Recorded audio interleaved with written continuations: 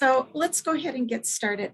My name is Leah Campbell. I'm the Executive Director for Assessment and Accreditation at the University of Houston downtown, and I'll be your host today. We also have Vince Nix from Lamar University, who's going to be our technical assistant, and appreciate him doing that for us. So on behalf of the SEL Professional Development Committee, I want to thank you for participating in today's structured conversation. And I truly do want to thank Dr. Hummingbird for his presentation. This organization is committed to involve, feature and represent diverse perspectives and identities in our professional development offerings. And ultimately, we want to meet your professional development needs. If you want to share your perspectives, I have ideas for future topics, please fill out the structured conversation form on our website. And I have posted it in the chat for you as well. Also, please feel free to tweet. We're going to be having some live conversations as well.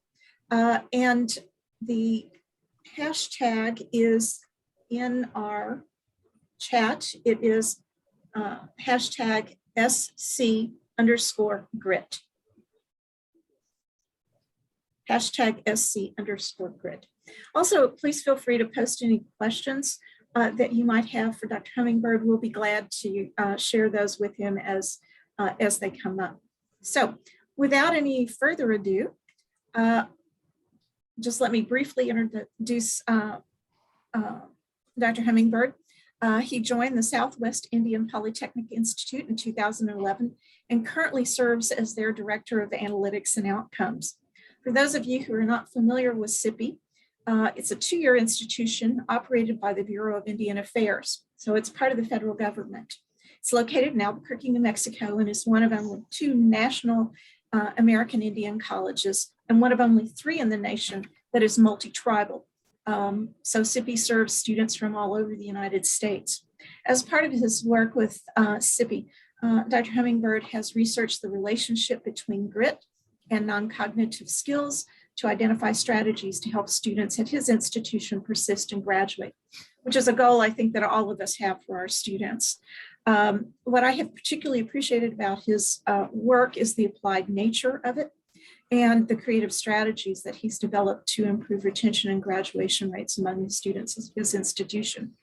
He speaks regularly on grit as well as other assessment topics at conferences across the United States, including the New Mexico Higher Education Assessment and Retention Conference, the Texas Association of Institutional Research, the IUPUI Assessment Institute, the Higher Learning Commission, and the Link for Innovation in the Community College. So he's well respected in his field.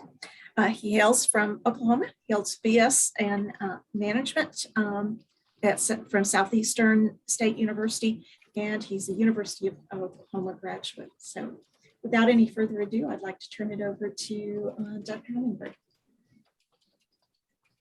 Good afternoon. I am absolutely thrilled to be here, and I absolutely love talking about student success. What I'd like to do is this. I'd like to talk a little bit about student success in general, how we look at it, how we measure it, what it actually means. And then I'd like to transition a bit into grit and non-cognitive skills. So I'm going to move pretty fast, but if you have any questions, I do hope that you all will interrupt me with the questions because I want to make sure that everything is clear before we move on. And that just makes it feel more like a discussion than a presentation. Really, a lot of this is all about SIPI's efforts to improve student success. SIPI, when I arrived at the college in 2011, the college had just had its accreditation withdrawn by the Higher Learning Commission. And we worked feverishly to get it back, and we did. In 2014, we regained our accreditation with no monitoring, no follow-up. Yay us. But that doesn't mean we're a good school. That just means that we meet the minimum expectations to handle Title IV funds. Welcome to that exclusive club that includes every other college and university in America. My concern was that when we got our accreditation back, we had a graduation rate of 8%, an iPad's graduation rate of 8%. That doesn't make us a good school. In fact, that points the opposite direction, but that can be fixed. That was a bit challenging though. It was really, really challenging because the accreditation effort, as big a mountain as that was to move, it really presented an existential threat to the college. We will get our accreditation back or we will be closed down, period, forever. But with student success, it's a bit different because we consistently had low graduation rates. Our long-term average was about, over the last, I'd say 3 decades, is about 13%. And we've learned to live with low success rates. So getting people to change that part of it was very, very different, very, very challenging. Why do we do this? Because really it's the business we're in. You know, when I teach and preach here, non-academic assessment, non-academic program review, I tell them, if you work at a college, you're ultimately in the business of student success. Now, teachers see it all the time. They see it on a daily basis, but the rest of us don't. That doesn't mean that that's not our business. Because really and truly for a college, that's all we have to show for all the time and energy we put into this place, whether it's in the classroom, whether it's in our offices, whether it's in the boardroom, whether it's on the grounds. We need to all contribute in some way to making this an environment where students are more likely to succeed because we're here than if we weren't. It is the business we're in. Unfortunately, when it comes to student success, the most common guiding framework is actually kind of simple, and it looks like this. Here come more students. Let's offer programs, courses and programs, success. And when success doesn't actually happen and this framework doesn't actually work, the typical response is, well, let's just pour more advising on the situation. Or if we want to take a more sophisticated, but oftentimes equally futile approach, let's go out to some conferences and let's find the flavor of the day in retention and let's try that. The problem with all of this is that it does assume that success is a default outcome, that student success is a default outcome. And it's not. It has to be designed, it has to be engineered, it has to be with passion and sustained with discipline.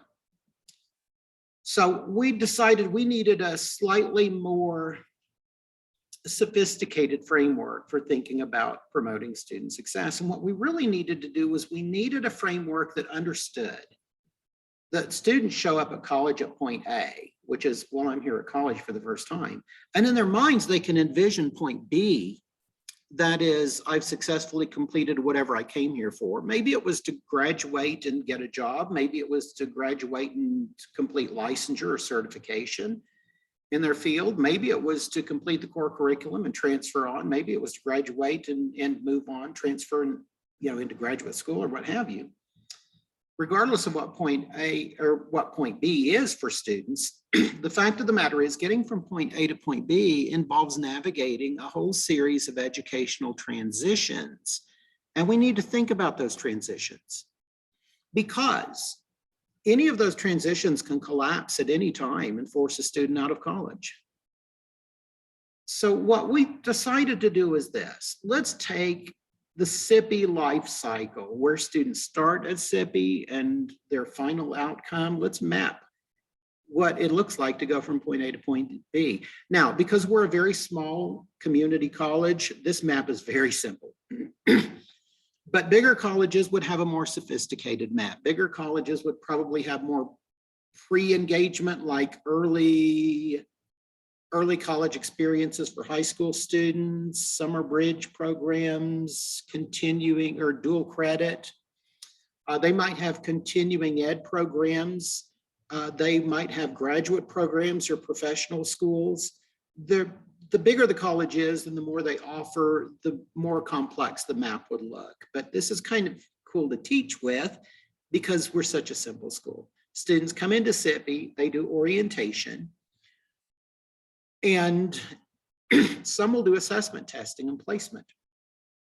Those who come in and they've successfully completed college algebra and freshman composition, they can skip the assessment tests, but the other students will do the assessment tests. We use AccuPlacer, and that may place them in developmental studies where they'll need to do developmental sequence before they can begin college level studies. Once they enter college level studies, they typically start with the core curriculum. They'll start working in major courses. Some are prepping for internships. Some are prepping for certification testing. Some are going to graduate and transfer. Some are going to graduate and enter the workforce. This is what it looks like for SIPI. It's neat, it's clean, it's simple. And what we need to do is look at this and say to ourselves, where in the process can things break down? Where can we find performance gaps in here? Where can we find undertow problems? Where can we find inflection points? So this was kind of inspired by a graph that was in an Edward Tufte book, and it was the French military during the French Revolution. It was a great big thick arrow. And at all these battles, you saw smaller arrows breaking off, and that was the attrition in those battles. And as you saw the attrition at each battle, the big arrow that represented the size of the military got smaller and smaller and smaller. And I thought, that's kind of the way college works. We start out with big cohorts, and then over time we lose them. The question is, where are they branching off? Where are we losing them? Where are those inflection points? So what we decided to do with this is we decided, let's map all this out and let's put data to it. And let's let the data tell us what's happening, where we're losing the students. And then maybe we can figure out why we're losing them and what to do differently. So what we did was we started looking at some simple measures, and we took the assessment testing and placement. And for one fall, we looked at the numbers. I don't even remember what year this is, but basically it showed that 1/3 of our students were college ready from that test, and 2/3 of them were not. So 2/3 of those students had to go through developmental sequences. We looked at the matriculation rates. It varied by program, but overall it was not good. And for those that did get through those developmental sequences, their first college level course out of the sequence, they did respectably. They did really well in writing and math, not quite as well, but it's kind of sort of respectable. The problem is they weren't getting through developmental studies. So we have an undertow problem there. You know, an undertow is like a whirlpool or an eddy in the water that just sucks things into it and swirls it around. And that's what happens. Our students will test into developmental studies. They'll swirl around in developmental studies until they eventually bounce out of the college. But if they can get through, they'll do really well. In fact, we find that our students that start in adult basic education, developmental studies, about 12% of them will ultimately graduate from the college. But we've got to get them through. So that's just one example of how we look at some of the data to figure out where those undertow problems are, or where those inflection points are, or where the performance gaps are. And we use a total of about 50 benchmark metrics. We look at it over time. And in fact, I wish I could show you what this looks like with all of that data, but it would be so messy. It would be so complicated and messy. So we take it bit by bit, piece by piece, and look at it. And it does give us a very, very clear picture of how quickly they're moving through different parts of this life cycle, where they're slowing down, where they're stopping. So this was really a valuable exercise for us. It also allows us to kind of trace things. You can look at the data from the time they start to the time they finish, or you can start at the end and go backwards. That's kind of the cool thing about student data, student success data. There are so many different metrics, and they're all good metrics. In fact, several years ago, I was at Minority Serving Institutions convening at Richland College in Dallas, and they had a panel discussion of presidents, and one of the presidents said, well, you know what, there are so many different measures of student success. How do you know which one's the right one? And I'm sitting at the top of the auditorium in the back row, and I inadvertently blurted out, probably loud enough for several people to hear me, they're all the right ones. You know, student success is actually an abstract concept. It's kind of like an elephant, and those of us with the data are the six blind men trying to figure out what the elephant looks like. You know, one will grab the tusk and say it's hard, it's sharp.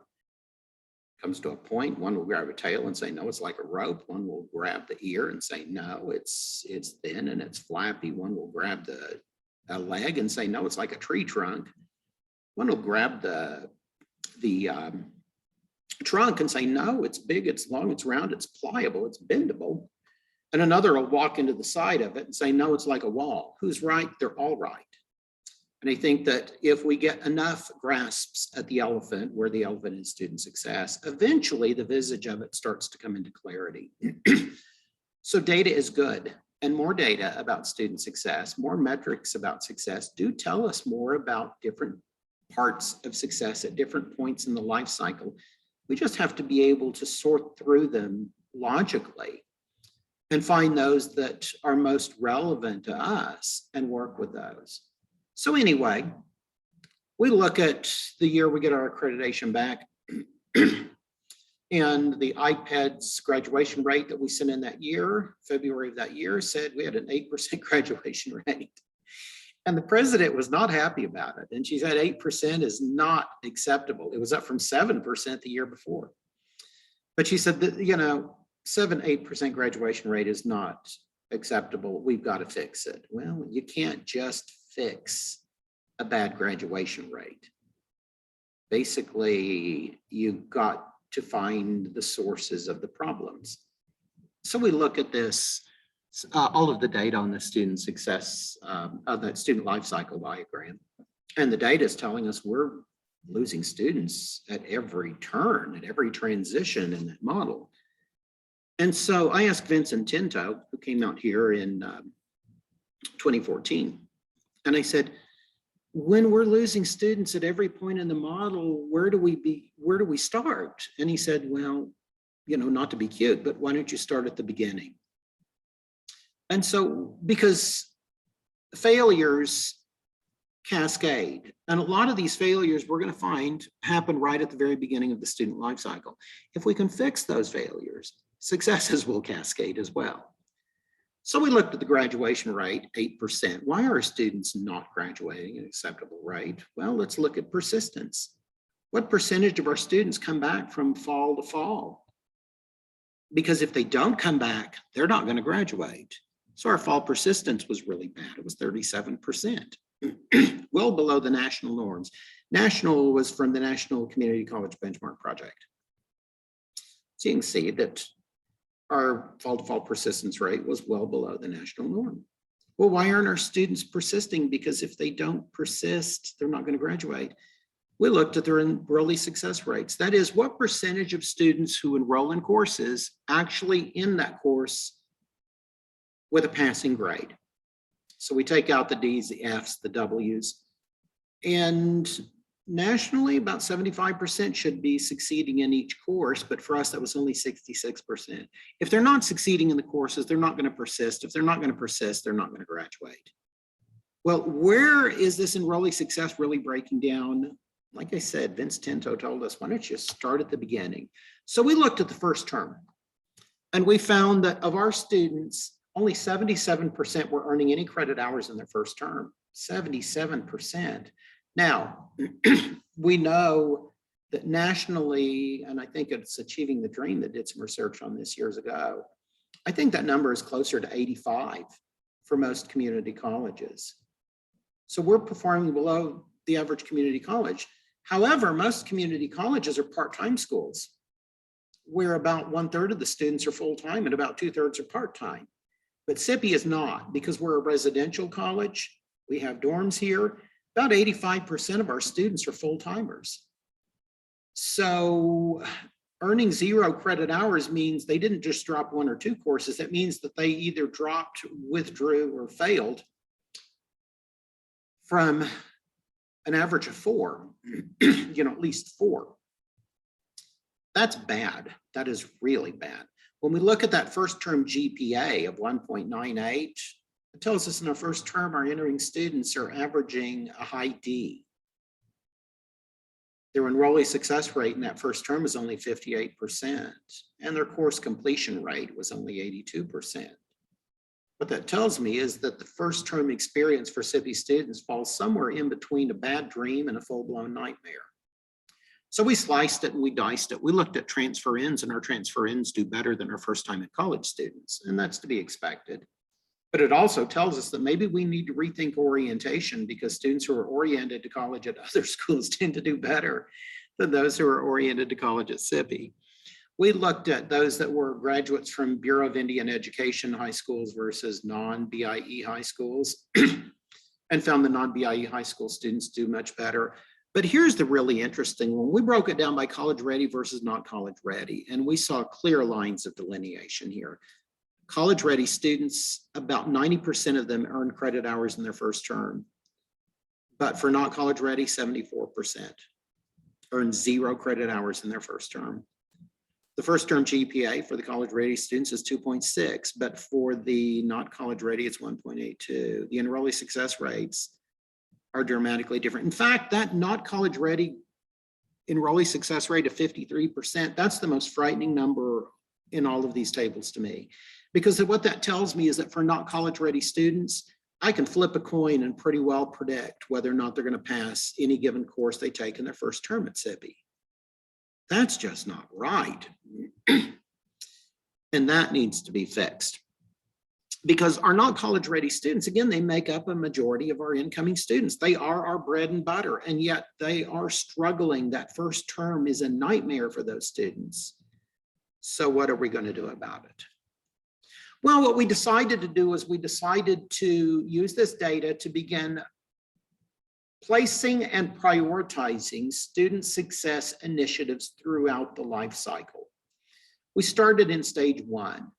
Let's do some interesting support things. Let's do a summer bridge program, a basic skills boot camp, bringing these students in, giving them intense basic skills training, giving them mentoring as a cohort as they start working their way into college level courses.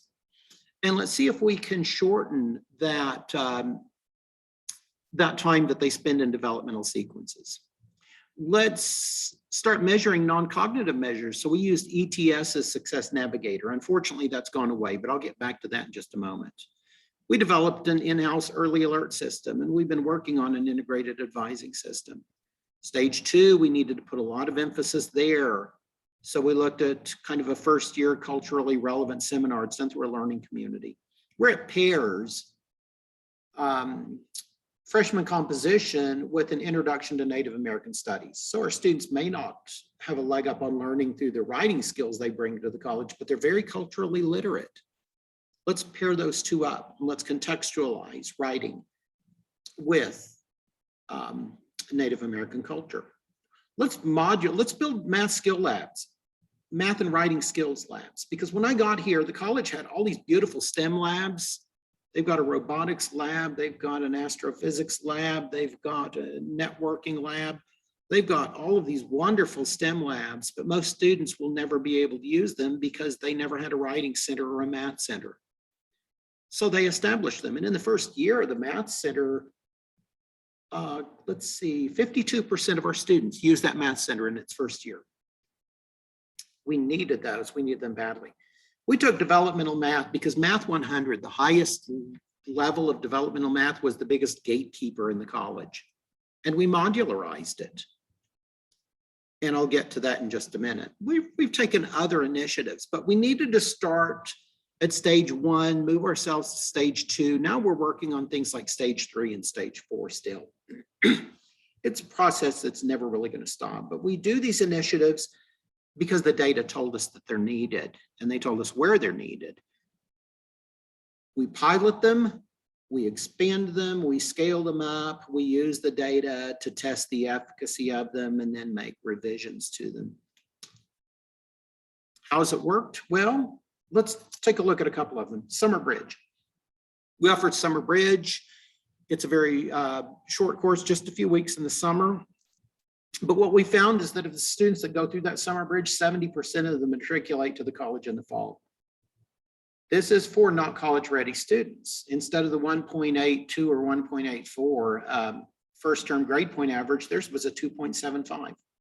100% of them earned credit hours in their first term, as opposed to 74% who didn't do the Summer Bridge. 95% of them persisted into the spring, and then 55 on into the next fall. Those numbers are really impressive, really, really impressive. We've since expanded the Summer Bridge. We do the traditional Summer Bridge. We also do one in the evenings for working adult learners who don't have time in the day. because they're working or they have primary caregiving responsibilities. And this next summer, we're going to begin a 100% virtual summer bridge option. These programs really work. Another thing we did was modularizing Math 100 because that course was a killer. And if you look at what happened before we did it, we took 3 years of data before, and then we took 3 years of data after. And we said, okay, for the last 3 years of traditional Math 100, the enrollee success rate was 47%. So less than half of the students that enrolled in that course actually passed it. But in the 3 years after we modularized it, that number went up to 57%. The course completion rates also went up in a very, very big way, but not just for that Math 100 course. Students who went through that course did better in the next course, which was Math 120. The success rates went up from 44% to 49%. So these things worked, and they worked really well for us. So remember those absolutely dreadful numbers in that first term? Well, when we looked at just 1 year of implementing new initiatives in the right places, look at what happened in that first term. And I want you to focus down here on the lower right, the not college ready students compared to the upper right. Beforehand, these not college ready students, only 74% earned any credit hours. Once we started paying attention to their needs and providing that targeted support in the right places, that number went from 74 to 83%. The first term GPA went from a 1.82 up to a 2.15, a high D, a solid D to a solid C. The enrollee success rate went from 53% up to 64%. I mean, this is really good stuff. And I think that we're learning that in the same way early failures cascade further down the life cycle, early successes cascade further down the life cycle. So this is just looking at data up to, let's see, 2019. So we just looked at 6 years. And yeah, from when we started it in 2014. We had an 8% graduation rate. We kicked things into gear and we saw immediate impacts. The next year, it almost doubled to 15%. And then we took our foot off the pedal and it started going down. And we had to kick it back into gear. And we were able to take it from 8 to 22% in a relatively short time frame. I think that what's important is understanding this notion of the life cycle. Map it out at your school. If there's any real takeaway from this presentation, it's to map out your own college's student life cycle so that you can begin to look at where some of these transitions are that are breaking down. Because when students don't succeed in big numbers in a college, it's usually because we're either inadvertently putting up barriers or we're failing to put up supports in critical transitions, critical educational transitions. So that's our story, and we're really proud of it. But that wasn't enough. Because I thought, okay, so over a short period of time, 7 years, we were able to about triple our graduation rates. But I still think that over the next 5, we can further double those. But we're going to have to take things in a new and very innovative direction. Let's talk about grit. At this point, if I had more time, I would actually pull up the TED Talk on YouTube by Dr. Angela Duckworth of the University of Pennsylvania on grit. It may be my favorite of all the TED Talks. I am such a huge fan of Dr. Duckworth, and I love the book, her book, Grit. Grit really is passion to sustain perseverance towards long-term achievement. It is all about setting goals and just keep chugging away at them until you get them done. It is critical to success, and she shows in her book and in her TED Talk, and I encourage anyone who hasn't seen the TED Talk to Google it and watch, because it really is wonderful. It's only about 6.5 minutes. But she does demonstrate that grit is really critical to succeeding from middle school math courses to West Point, military academy, all the way up to business and enterprise. The successful people are the gritty people. And it in fact is just as important, if not more so, than raw intelligence. Sometimes she points out in her presentation and in her book, sometimes the most successful students are not the smartest. And they are the grittiest. It's very cool measure. And in fact, she has on her own website, or she used to at least, Dropbox, where you can actually download some of her instruments. And we use her simple 12 indicator grit scale, 1 through 5 scale over 12 indicators, and then you simply average them out. And it gives you a single summary measure of grit. This is kind of cool. And I've been to several conferences where colleges have done poster presentations and done concurrent sessions where they've talked about grit. And basically what they do is they measure grit of their students, and then they look at the successful students versus the not successful students. And they say, wow, the successful students have higher grit level than the non-successful students. Yeah, thank you for the blinding flash of the obvious. The question is, what do we do for those students who are not high grit students? Is there anything we can do about that? And I've got 2 of her quotes in here, and I normally don't like putting quotes and reading quotes to people, but I want to read these just because I want to hear them again myself. The first quote, to me, she says in her TED Talk, the most shocking thing about grit is how little we know, how little science knows about building it. Every day, parents and teachers ask me, how do I build grit in kids? What do I do to teach kids a solid work ethic? How do I keep them motivated for the long run? The honest answer is, I don't know. And I think that if we're waiting for Dr. Duckworth to come up with Grit, another book, Grit Volume 2 with the answers, we're going to be waiting for a while. And that's not a criticism of Dr. Duckworth. She points out where the answers are going to be in the very next quote, that we need to take our best ideas, our strongest intuitions, and we need to test them. We need to measure whether we've been successful, and we have to be willing to fail, to be wrong, to start over again with lessons learned. In other words, we need to be gritty about getting our kids grittier. This whole notion of grit really came from the world of psychology. It came from academia. It came from scholarly work, scholarly research and theory. But the question of how to build grit in our students is going to have to come from the world of practice, not the world of theory necessarily. And that's where she's saying, and when she's saying we need to take our best ideas, our strongest intuitions, need to test them, she's talking about you, and she's talking about me. She's talking about those of us in the world of practice. It's our responsibility and it's our challenge to figure out how to build grit in students. So let's do this. Let's talk a little bit about grit, and then I want to talk about non-cognitive factors, because non-cognitive factors like grit are not associated with raw academic intelligence, but they still explain an awful lot of the variation in success. They're really good at predicting success. And while they may have kind of a grit-like feel to them, they evolved from single cell organisms in a totally different pond of water. Grit really came from the world of psychology, the world of theory. We can trace a lot of this, frame a lot of it with Goldberg's Big 5 personality factors.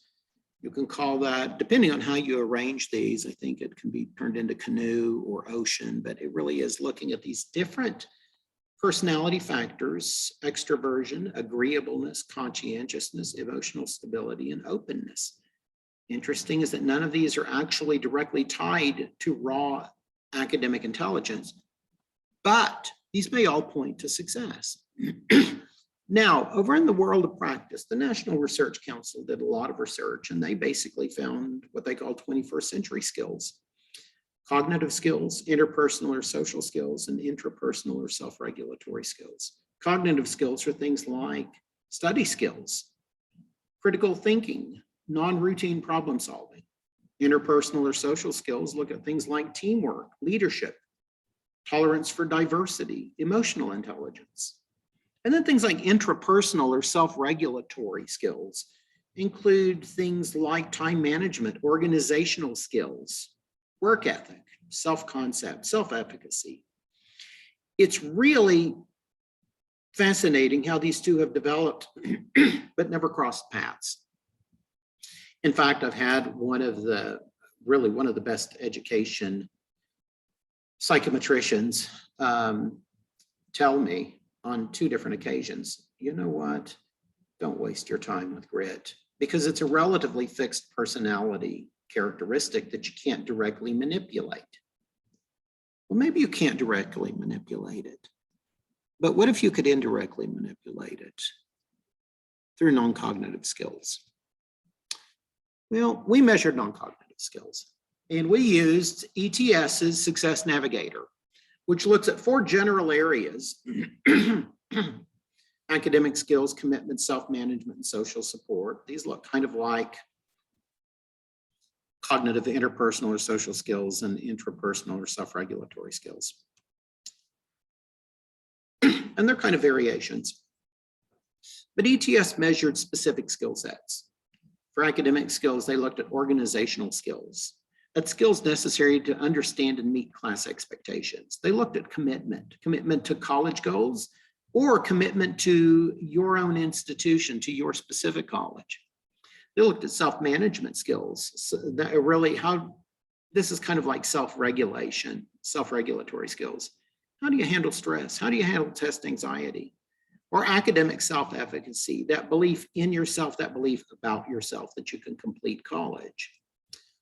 And social support. Do you build connectedness? Do you have the necessary support from the institution? And how do you deal with barriers to success when they come up?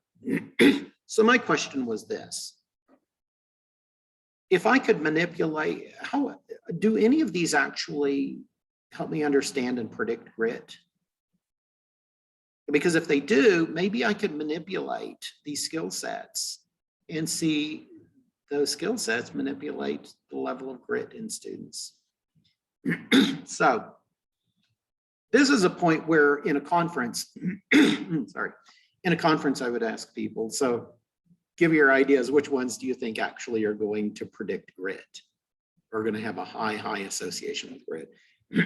And when I look at this, I would say, well, I would say probably commitment and social support. You have to be committed if you're going to be gritty, and you have to have the support structures in place. So that's my guess: commitment and social support.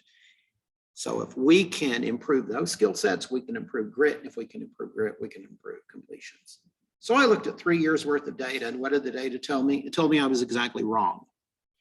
It told me that the most important non-cognitive skill sets are those that deal with academic skills, namely organizational skills and the ability to meet class expectations, as well as the self-management ones, the ability to manage stress, test anxiety, and build and sustain academic self-efficacy.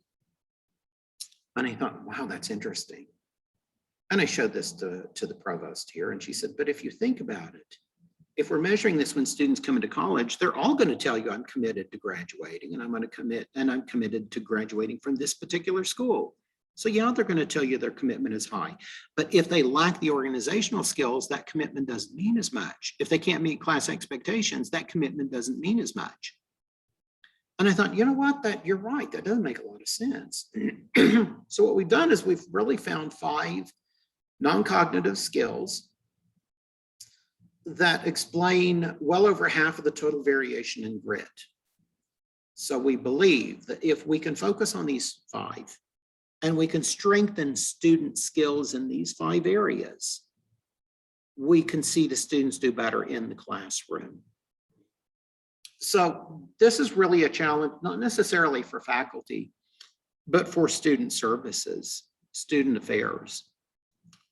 What can they do to strengthen these students' non-cognitive skill sets that will then translate into greater success for the students in the classroom?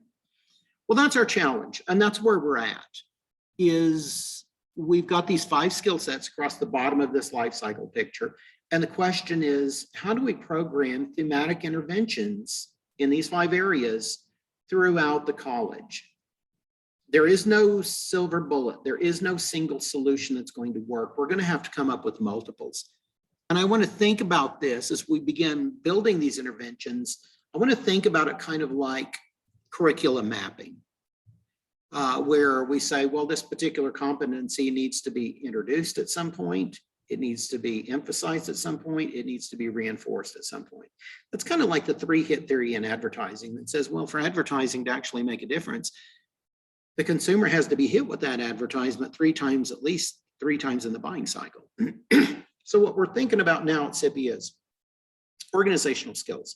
What can we do at a small scale up to the big scale, up to strategic initiatives, to departmental initiatives, to individual initiatives? What can we do to introduce organizational skills, to emphasize organizational skills, to reinforce organizational skills? And the same with class expectations, self-efficacy, sensitivity to stress, and test anxiety.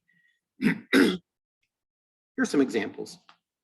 Organizational skills, which is the one with the highest coefficient. It's the one that is most tightly associated with grit. What can we do to improve organizational skills? Well, how about this? Why don't we pair our college and career success course with some kind of continuing ed certificate in basic elements of project management? Because what is succeeding in college? It's managing a project.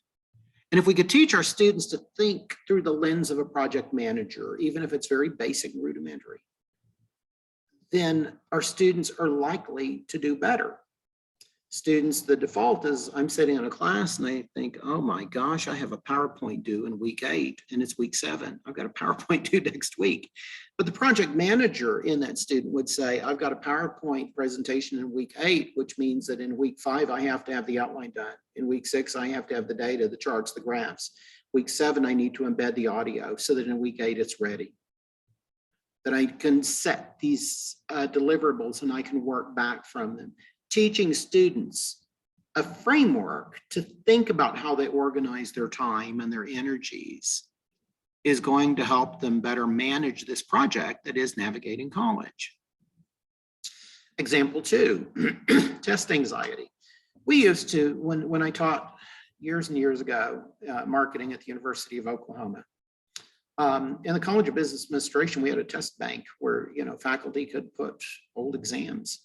And I used to always give my students the old exams because I told them, you're not going to get this exact same test, but I want you to see the level at which I ask questions, whether they're true, false, whether they're short answer, whether they're essay, whether they are, multiple choice, whatever. I want you to at least see the test format so that when you come in, you're not eaten alive by test anxiety.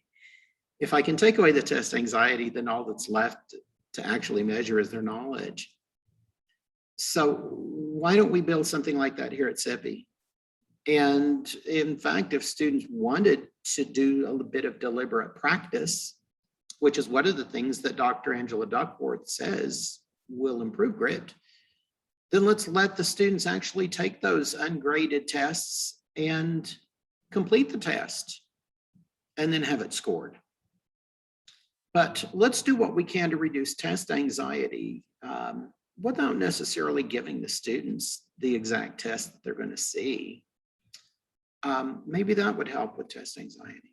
Sensitivity to stress. This is one that we're really placing a lot of emphasis on because students are so really anxiety ridden in this pandemic. And a lot of our students are from the Navajo Nation, and the Navajo Nation was very, very badly impacted by this COVID pandemic. And what we're looking at now is how we can promote both mindfulness and wellness. So we're developing formal programs, formal mindfulness and wellness programs for the college. But these are some examples of some things that we might put into a strategic plan, or we might put them into a student services master plan. If they're intra-departmental, then they go into the strategic plan. If they're intra-departmental, they would go into either the academic master plan or the student services master plan.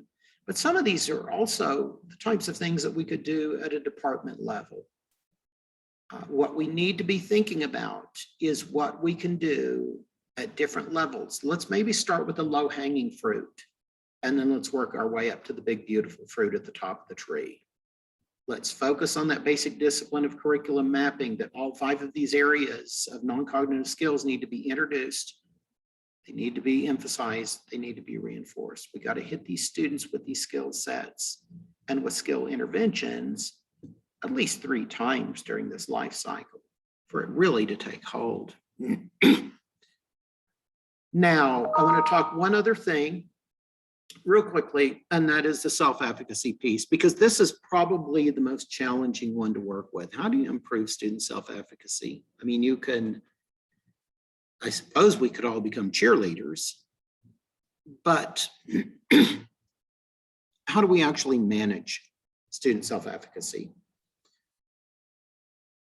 The belief in themselves, the belief about themselves, and the two can be different. You know, it's kind of like ESP. My belief about ESP is really cool. I wish I had it. I wish nobody else did, but I wish I did. My belief in it is, well, I don't know that I really believe that it exists. What are students' beliefs in themselves and about themselves? How can we capture that? And how can we look at how every college student touch point either positively impacts student self-efficacy or maybe adversely impacts it? Because we know that students probably come in kind of with a moderate level of self-efficacy, and then as they get through that first year in college, they learn to navigate the college, and that level goes up. But at some point it comes back down, or we have much higher completion rates. Where is it going down? Where is it going down? Because if we can figure that out, we can make fine-tuning adjustments to those touch points. So here's what we do. Let's take the student life cycle and let's map out most of our critical college student touch points. And let's look from the students as to whether or not those touch points actually improve their own self-efficacy or the degree to which they improve it. And we looked at this for, let's see, 1, 2, 3, 4, 5, 6, 7, 8, 9, 10, 11, 12, 13, 14, 15, 16 touch points. And we're about to expand it to even more. And we asked the students, and you know what's kind of cool about this is that I'm now telling departments, student services departments, when they do their non-academic assessment every year, I want one of your measures to be that you will be able to demonstrate improvements in student self-efficacy as a result of your services. And I'll help you survey them. I'll help you capture this data because it's really easy. But let's look at that, because you need to be in the business of managing. You need to be, you know, you can't manage what you can't measure. Let's measure it, let's manage it. So we did this for the whole student life cycle. And what we found is that, well, we found some really interesting stuff.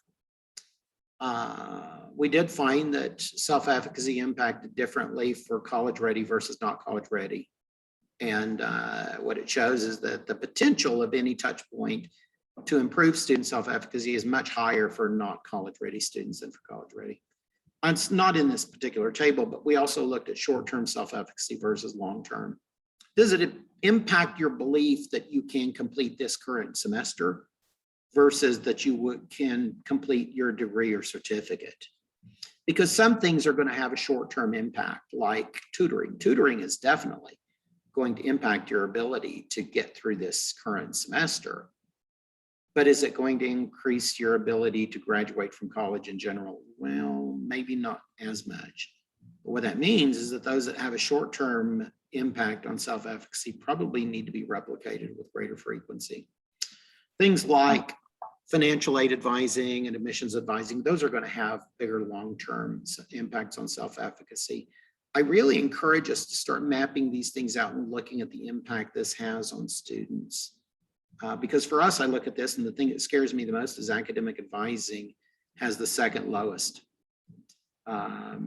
raw score, second lowest, which means that academic advising is not transformational. It's a mere forced transaction. And when we did focus groups, that's what students told us. They said, you know, I only see my advisor because I'm made to, because I have to, but I don't want to be there. And they act like they don't want to be there either all the time.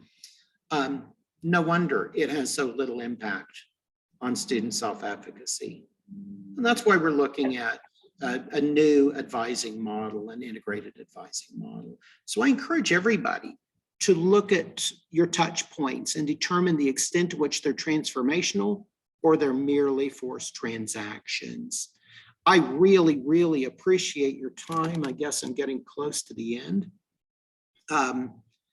Just a few quotes. My favorite probably is the last one. The best way out is through it. The best way out of college is to get through it. And I really, really appreciate you all inviting me, and looking forward to any questions or discussion. We do have some questions. I will start sending those. I'll start reading those to you, Dr. Hummingbird. Great work. I've really been riveted to my earphones while you've been talking. So there are, first, how is not college ready defined? And then how is self-efficacy measured? And another question was, isn't grit considered non-cognitive? I think you answered that, but that is another question there. So those three are the ones I've pulled out. I'm going to keep looking. Grit is similar to non-cognitive in some respects. It has different roots, different origins. It's interesting because I was at a presentation a couple of years ago and somebody said Angela Duckworth will not work on non-cognitive studies because she doesn't think that there's a fixed, a determined set of non-cognitives out there, that it's kind of all over the place. And there are different non-cognitive tools. Noah Levitz has the college student inventory. ACT used to have the Engage. I don't know if they still do it anymore. And there are a lot of institutions that have created their own non-cognitive measures. Is there scholarly convention on what constitutes non-cognitive? Not necessarily. But you cannot tell me that organizational skills aren't real. You cannot tell me that academic self-efficacy is not a real construct that can be measured and can be managed. There are some differences, and I would, not to defer or deflect, but I would encourage you to look up the National Research Council. Their 21st Century Skills. I've got a copy of it. It's really fascinating into how they identify and develop these. These frameworks were developed, one largely from the world of practice and one from the world of theory. Similar, but different. Non-college ready is measured by assessment tests. We use the AccuPlacer test, and it tells us whether or not a student is ready for college level studies, or whether or not they will require some degree of remediation. I hate that word, but whether or not they will require some degree of basic skills training. So students come in, if the AccuPlacer scores are too low in reading, writing, or math, then they will be required. They're considered not college ready. They will be required to complete developmental coursework successfully before they can enroll in college level courses that tie directly to it. So they can't enroll in college algebra unless they complete the developmental sequence if the assessment test says they need it. Same thing with freshman composition. If the assessment test scores them low in writing skills, they will have to complete developmental writing sequence before they can enroll in freshman composition. And it's just an effort to help the students build those skills so that they have a greater likelihood of succeeding when they do get to those writing intensive courses or those math intensive courses. Students don't always see it that way. They see it as another hurdle put in front of them, but it really is an effort to better prepare them so that they will get through college algebra the first time or freshman composition the first time. In terms of measuring self-efficacy, there are an infinite number of ways of measuring it. Somebody asked me when we were starting this, okay, how will we set the baseline? I said, we won't. We're going to look at it incrementally, and we're going to look at the incremental impact of each of the touch points. So we just basically started by measuring it very simply. Let's take a 5-point scale and let's look at the extent to which the student believes that this service has made it more likely that they will succeed this trimester and overall in their entire college career. And so we look at short term, we look at long term. We did try to keep it simple. I'm asking now that we've done these kind of baseline measures, let's get a little bit more sophisticated, but let's not get too cutesy or clever with how we're trying to measure this. And if we have multiple measures, different types of measures throughout the life cycle, that's okay, because I can always standardize the scores. But I do want one measure that we can look at throughout the entire life cycle. I do want us looking at grit throughout the life cycle, regardless of how it's going to be measured. But what we started with is just simple incremental impact on student belief in and about themselves, their ability to succeed. There was one other question related to this. So if you maybe could continue, one person asked, why is the average self-efficacy improving generally higher for not college ready than college ready? And is that expected? Okay, wait, run that by me one more time. One more question if we have time. Why the average self-efficacy is generally higher for not college ready than college ready? Is this expected? I think you said it improved greater, but right, because that's looking at the incremental impact of that touch point of that student service on students' perceived self-efficacy. So for the not college ready students, they're further away from success than the college ready students. They see themselves as further away from success. It's harder for them to establish that sense of belonging in college. It's harder for them to establish that momentum. And they do need more help navigating their way into the culture of the college. So all of those touch points are going to have a bigger impact on those students' perception of self-efficacy.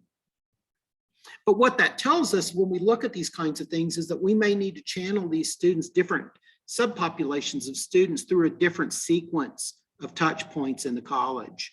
And that's one of the things that we're looking at right now, is how do we actually develop optimal pipelines through all of those college student touch points to make sure that that self-efficacy doesn't begin waning. Because like I said, it probably starts out, I don't know, somewhere in the middle. And as they get through that first semester or that first year in college, it probably goes up because they're learning to navigate the system. But at some point it drops, or we would have much higher success rates. So what we're wanting to do is figure out where in the life cycle in those touch points it's impacted, where the impacts are the highest so that we can protect what we're doing, and where those impacts are surprisingly low, like academic advising. Because we looked at those numbers and then we did a focus group, and the students all say the same thing without telling them why we're asking it.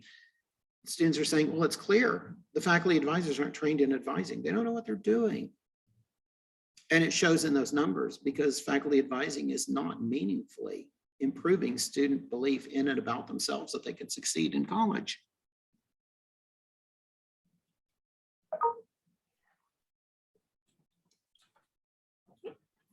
All right, that's all the questions that I believe we have. Any others that we want to entertain very quickly? Let me also encourage anybody that has any questions, anybody that wants to continue this discussion, let me know. My email is up there. I would hope that this would just kind of be the beginning of a discussion, because I want to know some of the things that you all are doing that may relate to these non-cognitive skill sets. And I'd be happy to share with you all some of the things that we're working on too. So my email is there. The phone number, unfortunately, is wrong. When we moved off campus and to telework, they gave me an iPhone and then they took it away and gave me a new one. So the number there is wrong. The correct number is 364-2028. Yeah, 364-2028. But I'm easiest to reach via email because my phone usually isn't with me, or it's turned off, or the battery is run out. But if you ask me any questions via email, I'll be happy to share any of our instruments, any of our results, anything that we've done, because I'd like for anyone to be able to learn from our experiences. All right. I want to thank everyone for coming today. The video and slides will go out on the listserv, so you should have a copy of the slides as soon as we get that put together. And I encourage you to share the recording with any of your other colleagues that might be interested in this. And we will have some upcoming conversations soon. We don't have any scheduled just yet, but keep your eyes peeled. Those will be coming up shortly. Renee or Vince, is there anything else that we want to include? I think we're good. Thank you so much, everybody. All right. Thank you.